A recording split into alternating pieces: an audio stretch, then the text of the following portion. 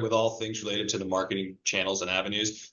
Consistency is the big word that we strive for here. So we already mentioned that our new hire orientation, we hit it really hard when it comes to awards and the understanding of the significance of these clinical differentiators. So then now when we take that next step to the public facing and the marketing approach, what we really like recognize the importance of these awards is on social media, being able to initially have that first touch point of, okay, here's the award, here's a write-up, you can help digest this as a potential reader. And then in that post, that's going to link to a full press release that is on the website that contains further talking points, expanded words on what this means, what the context is, why you should care as a viewer, and what this means as it relates to you choosing spots for your source of your healthcare.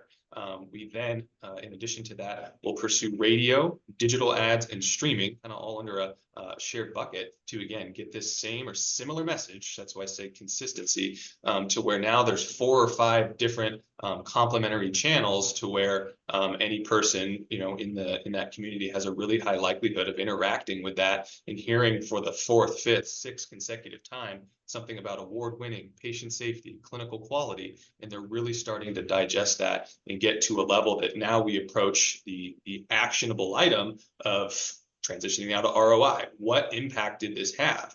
And certainly the bottom line of any ROI in healthcare is things associated with volume, right? So when we have we're aware, right, of the seasonality of when these awards come out, and thus the campaigns that we have.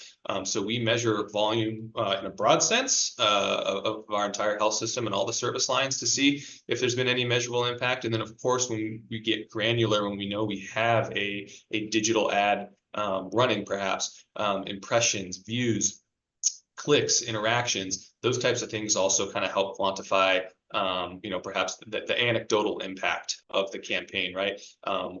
Did this increase your brand awareness? Did this increase the understanding in the community of these top awards that you have? And perhaps a third item that we use to measure, because this is such an integrated part of it, is actually our hire rates, our hiring rates and recruitment, because attaching these message points to our collateral and to our talent acquisition efforts is key. And we're able to measure and track and trend both the gross hiring rates we have, but then also with respect to openings to certainly see how did we do this last month with the recent Healthgrades awards that we had? How did we do with hirings? Also, what was compared to the opening of positions, and then let's compare that to the previous year. And what I mean with respect to the opening of positions is, say we had 10 hires this month and 15 hires prior year same month. Well, if there was only 11 openings in this month, 10 out of 11 would be indicative of a really strong campaign, where perhaps last year's 15 hirings came when we had 60 openings, right? So just kind of trying to glean some of those nuanced pieces of information as it relates to defining ROIs is really important.